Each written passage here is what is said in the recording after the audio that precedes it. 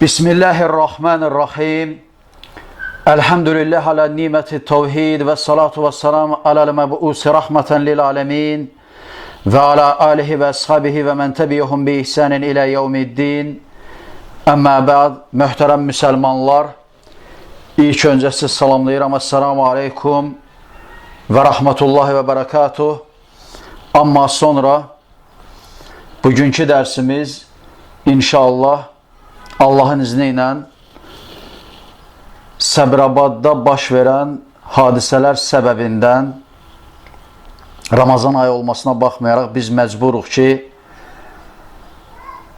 Ramazan və ya oruc mövzusundan bir növ kənara çıxaq və ümumiyyətlə şəri məsələlərdən Quran və sünnəyə görə saqqalın hökmü barədə danışaq inşallah. Bəllidir ki, bəzi cahillər və həddini bilməzlər zaman zaman müsəlmanlara, dindarlara saqqal saxlaması səbəbindən onlara tənə edir və onlara saqqallarına istehza edirlər.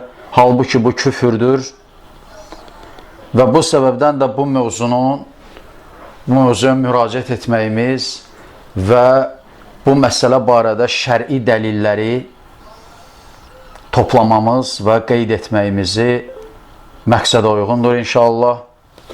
Bu səbəbdən biz bu dərsimizdə çalışacağıq ki, bu barədə olan dəlilləri qeyd edək və bəyan edək ki, hər kəsən bilsin ki, yəni saqqal barədə şəriətin, İslamın, Qur'anın hökmü nədən ibarətdir?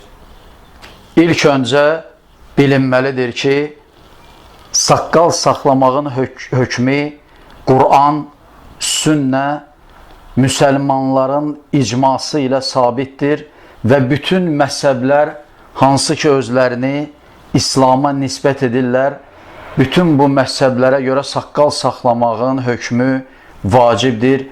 İstəyər əhl-i sünnə məzhəbi olsun və ya şiə məzhəbi olsun, bütün məzhəblərə görə hansı ki özlərini İslama nisbət edirlər, onlara görə saqqal saxlamağın hökmü vacibdir. Amma Qur'andan dəlili bu barədə xüsusi bir ayə yoxdur Quran-ı Kərimdə, lakin Peyğəmbər sallallahu əleyhi və səlləmin sünnəsində rəvayət olunan bu məsələ barədə, yəni saqqal mövzusu barədə çox sayda rəvayətlər vardır ki, biz o rəvayətləri qeyd edəcəyik və Quran-ı Kərimdə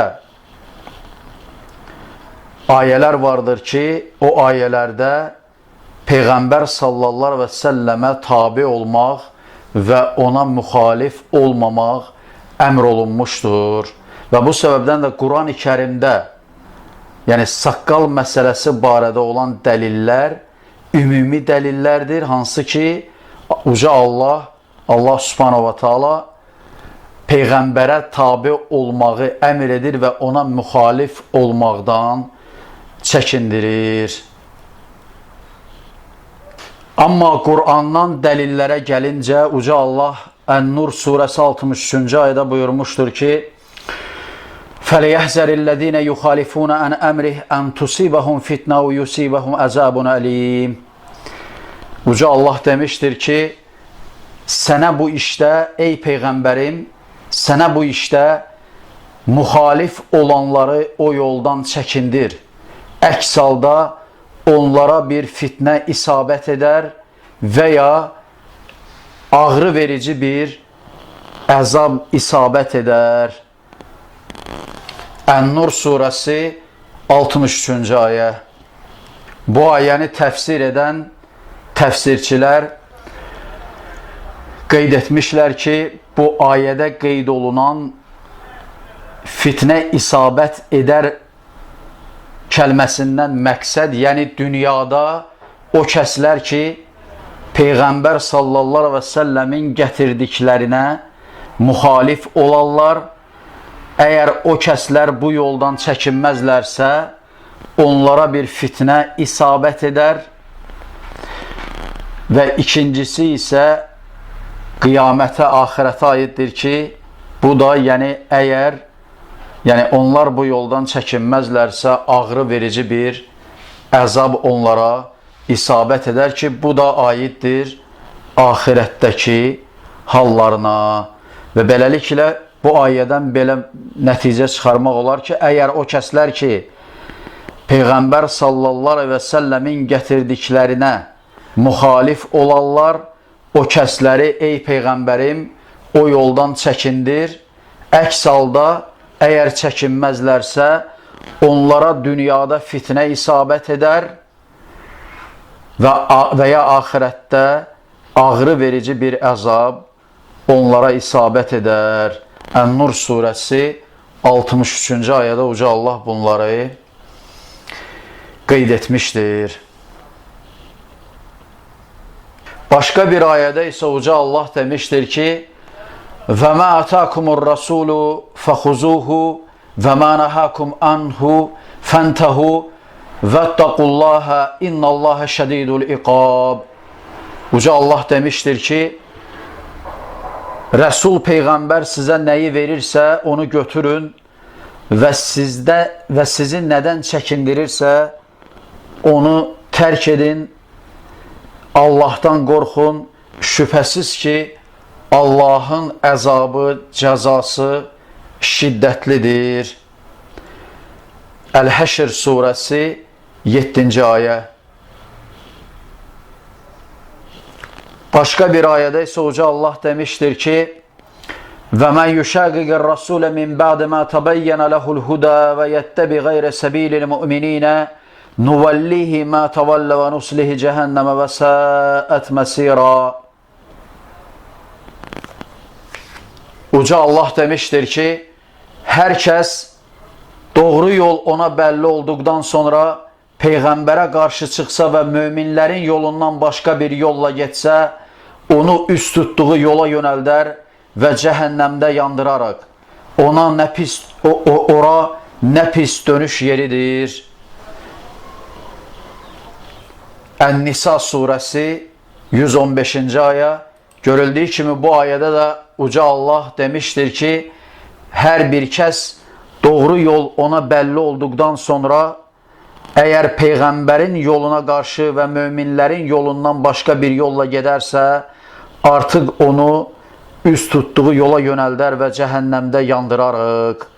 Orada necə bir pis yerdir. Başqa bir ayədə isə Uca Allah demişdir ki, və yəvmə yəəddu zalimu alə gedəyhi yəqulu ya leytəni ittəxəstu mə'a rasuli səbilə. Uca Allah demişdir ki, həmin gün zalim kimsə barmaqlarını dişləyərək deyəcəkdir ki, kaş ki mən Peyğəmbərin yolunu tutub gedəydim. Əl-Furqan surəsi 27-ci ayə. Başqa bir ayədə isə Uca Allah demişdir ki, ya eyyuhəl-ləzīnə əmənu və atiyullaha və atiyur rasulə və uli əmri minkum فَاِنْ تَنَازَعْتُمْ فِي شَيْءٍ فَرُدُّوهُ إِلَى اللّٰهِ وَالرَّسُولِ اِنْ كُنْتُمْ تُؤْمِنُونَ بِاللّٰهِ وَالْيَوْمِ الْآخِرِ ذَلِكَ خَيْرٌ وَأَحْسَنُ تَأْوِيلًا. Uca Allah demiştir ki, ey iman edenler, Allah'a itaat edin, Resuluna itaat edin ve sizden olan emir sahiblerine, eğer her hansı bir şeyde ihtilaf etseniz, eğer Allah'a ve kıyamet gününe inanırsınızsa, onu Allah'a ve Resuluna qaytarın. Eğer belə etseniz, bu sizin için xeyirlidir ve en düzgün, en yaxşı seçimdir. Ən-Nisa surəsi 59-cu ayə. Bu ayədən də görüldüyü kimi Uca Allah möminlərə xitab edir və demişdir ki, ey iman edenler, Allah'a itaat edin və Resuluna itaat edin və sizdən olan əmir sahiblərinə, əgər hər hansı bir şeydə ixtilaf etsəniz, onu Allaha və Rəsuluna götürün. Yəni Allahına götürün, qaytarın, yəni Qur'ana qaytarın və Rəsuluna qaytarın, yəni Peyğəmbərin sünnəsinə qaytarın. Əgər Allaha və axirət gününə inanırsınızsa, bu xeyirlidir sizin üçün və ən düzgün, ən yaxşı bir seçimdir. Görüldüyü kimi, Quran-ı Kərimdə bu cür, bu qəbildən olan ayələr çoxdur. Bütün ayələr Peyğəmbər sallallahu və səlləmə tabi olmağı əmr edir və Peyğəmbərə tabi olmaq vacibdir və Peyğəmbərə zidd olmaq və ya Peyğəmbərə müxalif olmaq haramdır və bu qadağan edilmişdir İslam dininə və şəriətinə və Qur'ana görə. Amma saqqalın vacib olması, saqqal saxlamağın vacib olması barədə Peyğəmbər sallallahu aleyhi və səlləmin sünnəsindən olan dəlillərə gəlincə, bu dəlillər həddən artıq çoxdur. Lakin biz bu dəlillərdən bir qismini qeyd edəcəyik ki, inşallah hər bir kəsə bu məsələnin hökmü aydın olsun inşallah. İlk öncə İmam Əl-Buxarinin Abdullah ibn Ömərdən radiyallahu anhumadan, Allah hər ikisindən razı olsun, rəvayət etdiyi hədisdə deyilir ki, Rava İmam Əl-Buxari fi səhihi ən Abdullah ibn Ömər radiyallahu anhuma ənin Nəbiyyi sallallahu aleyhi və səlləm qalə xaliful müşrikinə və firrul lihə və əhvu şəvarib. İmam Əl-Buxari Səhih kitabında Abdullah ibn Ömərdən, Allah hər ikisindən razı olsun, rəvayət etmişdir ki, Peyğəmbər sallallahu aleyhi və səlləm demişdir ki, müşriklərə, Allaha şərik qoşanlara müxalif olun, saqqalınızı uzadın və bığlarınızı gödəldin, bığlarınızı qıssaldın. Bu hədisi İmam Əl-Buxari Səhih kitabında libas bölümündə 5892 saylı rəvayətdə rəvayət etmişdir. Həmçinin İmam Əl-Buxarinin Səhih kitabında bu rəvayət 5893 saylı rəvayətdə və'ful lihə ləfsi ilə, kəlməsi ilə rəvayət edilmişdir. 5893 saylı rəvayətdə. Və görüldüyü kimi bu hədisdə Peyğəmbər sallallahu və səlləm ilk öncə müşriklərə, Allaha şərik qoşanlara, müsəlmanların, möminlərin müxalif olmasını əmr edir və bu əmrin, yəni bu kəlmələrin ləfsi əmr formasında, əmr üslubunda qeyd olunmuşdur və bəllidir ki, əmr üslubu da əmr edilmiş olan bir şeyin vücubiyyətini, yəni vacibliyini ifadə edir və vacib olmasına şamil edilir. Və sonra Peyğəmbər sallallahu aleyhi ve sellem sözünə davam edərək demişdir ki, saqqalınızı uzadın və bığlarınızı gödəldin, qıssaldın. Bu rəvayət İmam Əhməd, Ət-Tirmizi və İmam Ən-Nəsəinin rəvayətlərində bu cür səslənir ki, həmçinin Abdullah ibn Ömərdən radiyallahu anhumadan rəvayət edilmişdir. Hədisdə deyilir ki, xaliful müşrikinə i'fu şəvarib və avful lihə. Müşriklərə, Allaha şərik qoşanlara müxalif olun, bığlarınızı gödəldin və saqqalınızı uzadın. Yəni bu hədisdə, bu rəvayətdə bığların gödəldilməsi saqqalın uzaldılmasından daha əvvəl söylənmişdir və bu rəvayəti İmam Əhməd Əl-Müsnəd kitabında 2-ci cild 16-cı səhifədə, İmam Ət-Tirmizi Sünən kitabında 2763 saylı rəvayətdə, İmam Ən-Nəsəi Sünən kitabında 51 saylı rivayətdə rivayət etmişlər. Başqa bir rivayətdə isə İmam Müslim Səhih kitabında Əbu Hureyrədən radiyallahu anhudan rivayət edərək demişdir ki, Ən Əbi Hureyrətə radiyallahu anhu qala Rasulullah sallallahu aleyhi ve sellem Cüzzü şəvarib və ərxul lihə və xaliful müşrikin. Əbu Hureyrədən, Allah ondan razı olsun, rivayət edilmişdir ki, demişdir ki, Peyğəmbər sallallahu aleyhi ve sellem demişdir ki, bığlarınızı gödəldin və saqqalınızı uzadın və müşriklərə müxalif olun. Allaha şərik qoşanlara müxalif olun. Bu hədisi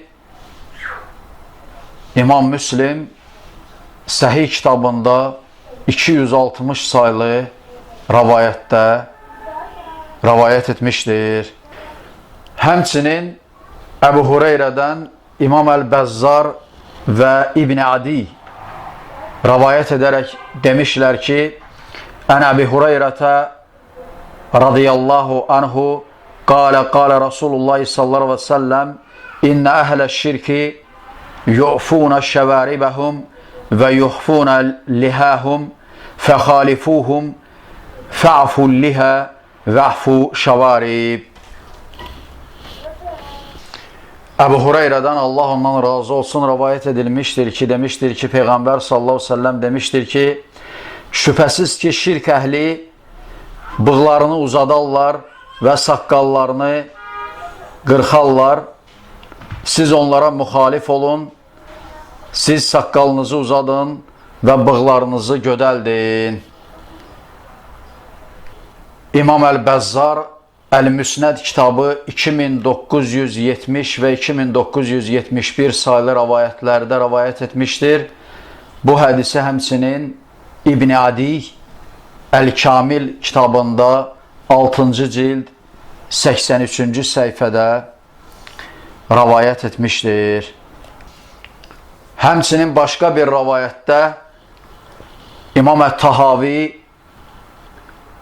rəhmətullahi aleyh Ənəs ibn Malikdən radiyallahu anhu rivayət edərək demişdir ki, Ənəs ibn Malik radiyallahu anhu qala Nebiyyü sallallahu aleyhi ve sellem Ufu şəvarib və ə'fu lihə və la təşəbbəhu bil yəhud. İmam Ət-Tahavi Ənəs ibn Malikdən, Allah ondan razı olsun, rivayət edərək demişdir ki, Peyğəmbər sallallahu aleyhi ve sellem demişdir ki, bığlarınızı gödəldin və saqqalınızı uzadın və yahudilərə bənzəməyin. Bu hədisi İmam Ət-Tahavi Şərh-ü Məanil Əsər adlı kitabında 4-cü cild 230-cu səhifədə rivayət etmişdir. Həmçinin başqa bir rivayətdə İmam İbn Əbi Şeybə rəhmətullahi aleyh Ubeydullah ibn Abdullahdan, Abdullah ibn Utbədən rivayət edərək demişdir ki, Ən Ubeydullah ibn Abdullah ibn Utbə radiyallahu anhu qalə Cəə rəculun minəl məcus ilə Rasulillahi sallallahu aleyhi ve sellem və qad halləqəl lihiyyətəhu və ətələ şaribəhu fəqalə Nebiyyü sallallahu aleyhi ve sellem mə həzə qalə həzə dinuna qalə lakin fi dininə ən nucizzə şəvarib və ən nu'fiyyəllihə. İmam İbn Əbi Şeybə Ubeydullah ibn Abdullah ibn Utbədən rivayət edərək demişdir ki, bir məcusi Peyğəmbər sallallahu aleyhi və səlləmə gələrək gəldi, hansı yəni Fars imperatorunun qasidi Peyğəmbər sallallahu aleyhi və səlləmə gələrək Mədinəyə gəlmişdir və onun saqqalı qırxılmış idi və bığları uzun idi. Onu görərkən Peyğəmbər sallallahu aleyhi ve sellem dedi ki, bu nə üçün belədir? Yəni sənin halın niyə görə belədir? Bunun üzərinə həmin şəxs dedi ki, bu bizim dinimizdir və bunun üzərinə Peyğəmbər sallallahu əleyhi və səlləm dedi ki, lakin bizim dinimizdə biz dinimizə görə biz bığlarımızı gödəldir və saqqalımızı uzadırıq. İmam İbn Əbi Şeybə bu rəvayəti Əl-Müsənnəf kitabında 25493 saylı rəvayətdə rəvayət etmişdir. Kitabın 5-ci cildi 228-ci səhifəsində qeyd etmişdir. İmam İbn Əbi Şeybənin rəvayət etdiyi bu rəvayət açıq aydın bığları gödətməyi və saqqalı uzatmağı Peyğəmbər sallallahu əleyhi və səlləm bizim dinimizdən olaraq vəsf etmişdir.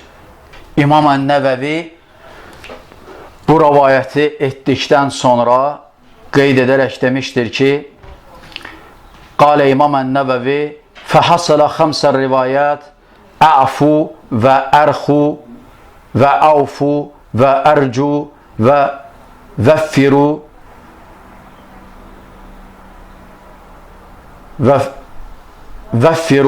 və mə'naha kulluha tərəkuha alə haliha hədə huvəz-zahiru minəl hədisi-ləzi tuqtədihi əlfəzəhu və huvəl-ləzi qaləhu cəmaət minə əsxabinə və qeyrihim minəl uləmə. İmam Ən-Nəvəvi demişdir ki, bu rəvayətlərdən belə bir nəticə hasil olmuş olur ki, saqqalın saxlanması barədə olan rəvayətlər 5 ləfz ilə rəvayət edilmişdir. Bunlardan birincisi əvfu, ərxu, əvfu, ərcu və firru ləfzləridir ki, bütün bunlar hamısının mənası eynidir və hamısının da mənası odur ki, yəni onu öz halına tərk edin, yəni saqqalı saxlamağı öz halına tərk edin və bu hədisdə qeyd olunan ləfzlərdən çıxardılmış olan hökmün zahiridir və bu hansı ki bizim əshabımızdan, yəni İmam Ən-Nəvəvi Şafii məzhəbinin alimidir və bu səbəbdən də demişdir ki, bunu əshabımızdan olan cəmaat və alimlərdən başqaları demişlər.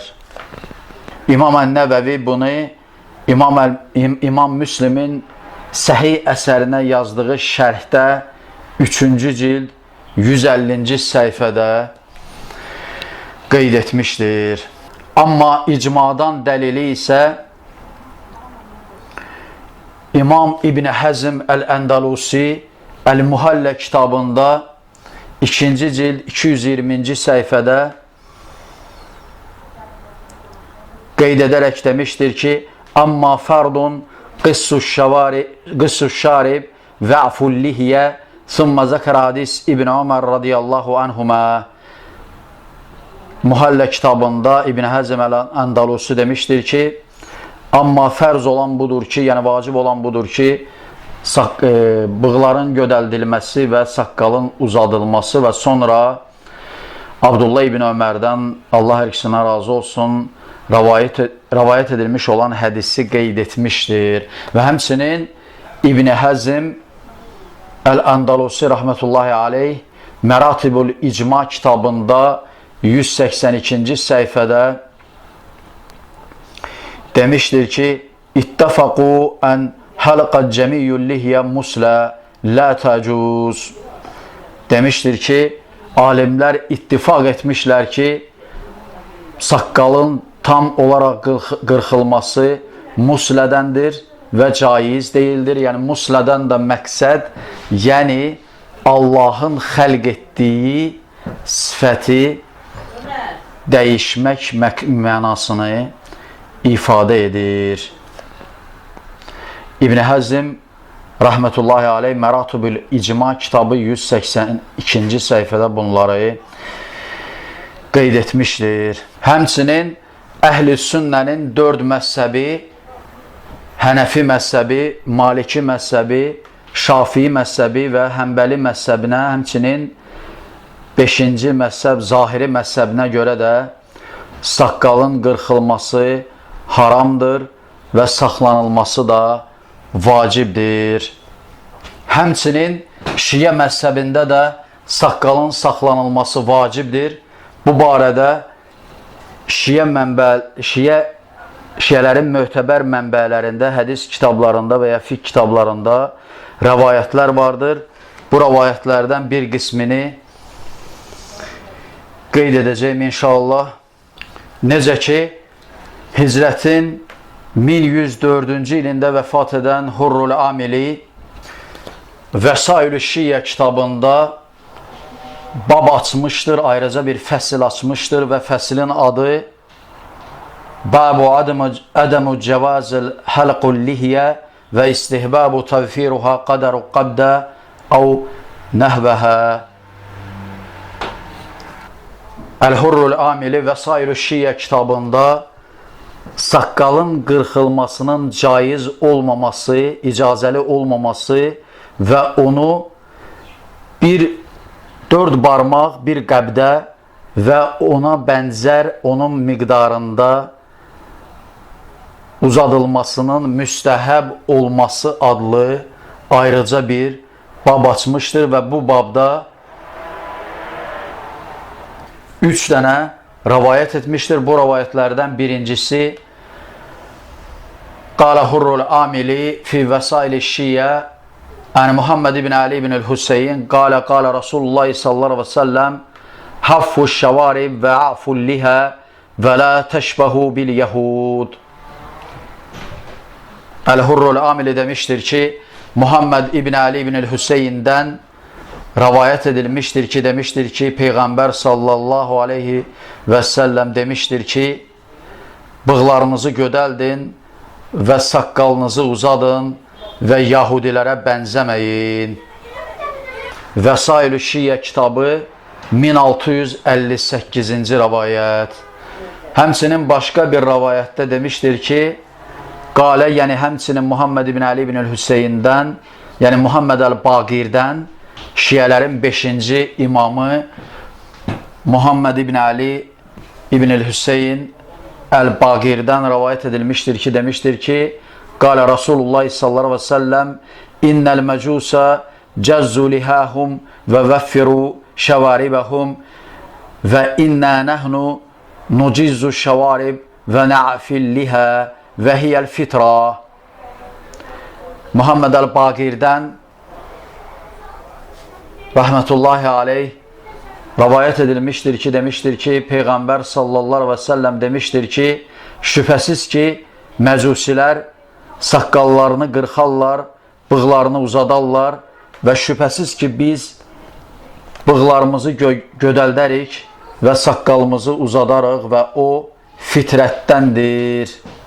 Başqa bir rəvayətdə isə həmçinin Əl-Hurrul Amili 1660-cı rəvayətdə demişdir ki, və fi məanil əxbar ənil Hüseyin ibn İbrahim əl-Mukattib ən Muhammed ibn Cəfər əl-Əsədi ən Musa ibn İmran ən-Nəxai ən ammihil Hüseyin ibn Yezid ən Əli ibn Qurrab ən Cəfər ibn Muhammed ən əbihi ən cəddihi aleyhimussalam Qala Rasulullah sallallahu aleyhi ve sellem Haffuş şəvarib və a'ful lihə və la təşbəhu bil məcus. Əl-Hurrul Amili Məanil Əxbar kitabından götürdüyü rəvayət edərək demişdir ki, Əl-Hüseyin ibn İbrahim əl-Mukattibdən rəvayət edilmişdir. O da Muhammed ibn Cəfər əl-Əsədidən, o da Musa ibn İmran əl-Nəxaidən, o da əmisi Əl-Hüseyin ibn Yeziddən, o da Əli ibn Qurrabdan, o da Cəfər ibn Muhammeddən, o da atasından, o da babasından, onların üzərinə Allahın salamı olsun, demişlər ki, Peyğəmbər sallallahu aleyhi və aleyhi və demişdir ki, bığlarınızı gödəldin və saqqalınızı uzadın və məcusilərə oxşamayın, məcusilərə bənzəməyin. Əl-Hurrul Amili Vəsail-i Şiə kitabı 1660 sayılı rivayətdə bunları qeyd etmişdir. Başqa bir mənbədə Hicrətin 1320-ci ilində vəfat edən Mirzə Nuri Təbərsi Mustadrakul Vəsail kitabında 1-ci cild 406-cı səhifədə rivayət edərək demişdir ki, Əl-Cafəriyyət, Əxbərana Abdillah, Əxbərana Muhammed, Həddəsəni Musa, Həddəsana Əbi, ən əbihi, ən cəddihi, Cəfər ibn Muhammed, ən əbihi, ən cəddihi, Əli ibn Hüseyin, ən əbihi, ən Əli ibn Əbi Talib, aleyhisselam, qala Rasulullah sallallahu aleyhi ve sellem, Həlqul lihyə minəl muslə və mən məssil fəaleyhi lənətullah. Mirzə Nuri Təbərsi rivayət edərək demişdir ki, Cəfəriyyatdan demişdir ki, onlar demişlər ki, bəs bizə xəbər verdi Abdullah, o da demişdir ki, bizə xəbər verdi Muhammed, o da demişdir ki, bizə rivayət etdi Musa, o da demişdir ki, bizə rivayət etdi atam, o da atasından, o da babasından, o da babası Cəfər ibn Muhammeddən, o da atasından, o da babasından, Əli ibn Hüseyindən, o da atası Əli ibn Əbi Talibdən aleyhisselam demişdir ki, Peyğəmbər sallallahu aleyhi ve sellem dedi ki, saqqalı qırxmaq muslədəndir və kim muslə edərsə onun üzərinə Allahın lənəti olsun. Muslədə bir işarə etdiyimiz kimi Allahın xəlq etdiyi sifəti dəyişməkdir. Yəni, saqqal muslədən sayılır, yəni Allahın xəlq etdiyi fitrəti, sifəti dəyişməkdən sayılır və kim müslə edərsə, Allahın verdiyi, xəlq etdiyi sifəti dəyişərsə, onun üzərinə Allahın lənəti olsun. Bu barədə ümumiyyətlə şiə kitablarında rivayətlər çoxdur.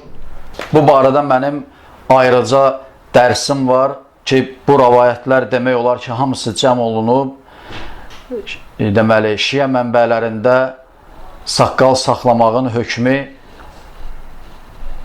adlı bu dərsim var ki, internetdə mövcuddur və bu dərsə qulaq asıb şiələrin nəzdində saqqal saxlamaq barədə olan rivayətlərin tam mətninə, tam həcminə, yəni necə deyərlər, ulaşmaq mümkündür. Bu dərsdə isə mən yalnız şiə mənbələrinin bəzi bu barədə olan rivayətləri qeyd etməklə kifayətlənirəm. Beləliklə, yekun nəticə olaraq bunları qeyd etmək istəyirəm ki, saqqal saxlamaq görüldüyü kimi bu barədə rivayətlər vardır və bu bəzi cahillər, avamlar saqqal saxlamağı güya vahabilikdən olduğunu, güya bunu edən kəsin vahabi olması kimi vəsf edirlər. Bunlar hamısı batildir. Görüldüyü kimi bu barədə Allahın Quranda əmirləri vardır ki, Peyğəmbər sallallahu aleyhi ve səlləmə tabi olmaq barədə ümumi ayələr vardır. Həmçinin Peyğəmbər sallallahu aleyhi ve səlləmdən rivayət edilmiş olan hədislər vardır ki, bığların gödəldilməsi əmr olunmuşdur və saqqalın saxlanması, uzadılması həmçinin əmr olunmuşdur və məcusilərə, yahudilərə, müşriklərə müxalif olmaq da əmr olunmuşdur. Və sonda uca Rəbbimiz Allaha həmd səna edirəm, Peyğəmbərimiz Muhammed sallallahu aleyhi ve səlləmə, onun əhli beytinə, bütün sahabələrinə və qiyamətə qədər onların yoluna tabi olanların üzərinə Allahın salavatı və salamı olsun. Esselamu aleykum və rəhmətullahi və bərəkatuhu.